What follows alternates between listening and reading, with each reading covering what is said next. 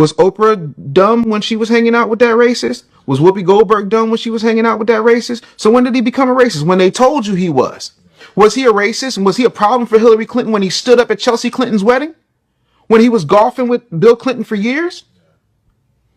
Make it make sense. Oh, and again, this is not me advocating for Donald Trump, but I need to give you an example that you cannot argue.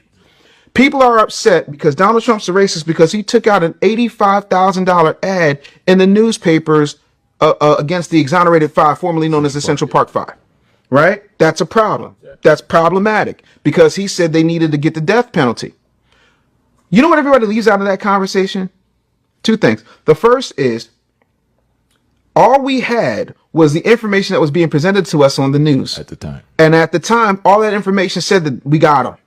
We got these kids. They ain't say nothing about rounding them up or how they rounded them up or this, that, and the third. They sat up there and they present. Go look at forget me. Go look at Ava DuVernay's Netflix movie. Go look at all the documentaries made about these guys. Now, here's the gag. At the time when Donald Trump did that, he was a registered Democrat. Not only that, he was a private citizen. Not only that, the district attorney, the assistant district attorney, the chief of police, the mayor, all of them happened to be Democrats. But that didn't stop anybody from dealing with the fact that they paraded them brothers up on that stage at the DNC in 2024 like, oh, Donald Trump's the problem. Oh, but I didn't hear any of them issue an apology for what they did to railroad those boys for a decade and some change. How does that make sense? Matter of fact, one of the assistant prosecutor is still a huge donator, a huge donor to the Democratic National Convention, the Democratic National Committee. So I'm trying to understand how that makes sense. And then, by the way, where's all your smoke for these corporations that were buying $1 million suites at the DNC? You care about black life so much. Why were you okay with them having abortion mobiles a block away from the Democratic National Convention? If we're going to talk about preserving life, if we're going to talk about racism, we're going to talk about systemic things, you have to talk about it regardless of who you like or who has the best PR or who says the things you don't like. That's my issue. Y'all know for a fact Joe Biden was a racist, always been a racist. And the only reason he was vice president under Obama is because they wanted to balance the ticket. So if you put a Negro in there, let's make sure we put somebody who was mentored by Strom Thurmond, who eulogized Robert Byrd, who was an exalted Cyclops in the Klan. Oh, you mean the guy who said that Barack Obama was a, what was the word? Oh, the first mainstream, clean, articulate black person? Excuse me? That was okay? Oh, you can't get a Dunkin' Donut unless you got a little Indian in you. He said that. You're okay with that. You're okay with Hillary Clinton being a Goldwater girl, who was a card-carrying racist and segregationist, who also said, we need to bring them to heel. Them meaning you and me, because we were teenagers at the time when she said that, and she was the first lady. So is racism a problem, or is racism with the right amount of PR a problem?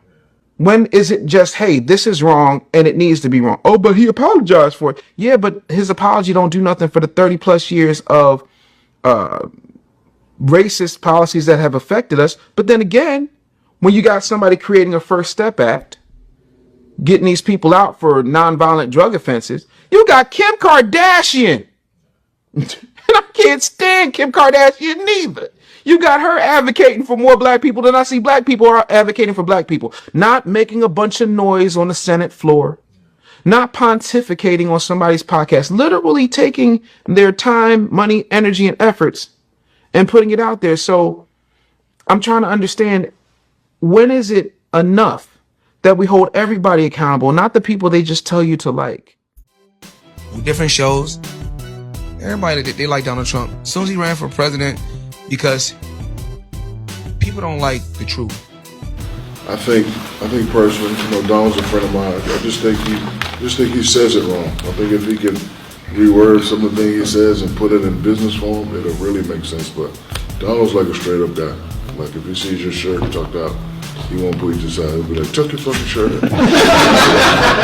Rather than some guys like to wear their shirts out, but I think you should tuck it in. Like he's a straightforward guy. You have those people in that's hiding in the shadows, that's pretending they're not going to vote for Donald, and when they go to the polls, they're going to vote for him because they don't want to say that, hey, I voted for Donald Trump and get blasted like I've been getting blasted because I know Donald. So they're going to do it in hiding. And I think in the end, he's going to win. Well, you know what? President Trump, we love him because, first of all, he's our president. Yes. He's our friend foremost, and we will always have his back. We're very loyal. That's You know, right. once I have your loyal back, to you too. he really is. It's a win-win And situation. he's also loyal to all Americans. Yeah. Just for him to be here, you know, he could be living his good life, but he decided to put that on the back burner. What are your thoughts on him today? You know, do you think that he's going to be a president great of the United States? He should be president of the United States. That's what he should be. He should be president of the United States. Why are people mad at the people? Because this is who the people want to be president. You see, when they say you see Donald Trump's post, oh man, see, this is not going to happen because it's going to go down. So they're saying these people don't know what they're talking about. They're telling the people right in their face, all the Republicans, all the Democrats, all the independents, they're saying right in the people's face, you don't know what you're doing. You gotta vote for me next week. You ain't thinking about Donald Trump. You're just riding on the bandwagon of success. They telling us we're stupid. That's what they're telling us. And do you see that too? No, really. Well, I mean, no, absolutely. That's Yeah, what they're saying. These people are stupid. The establishment is so against him that he is for us.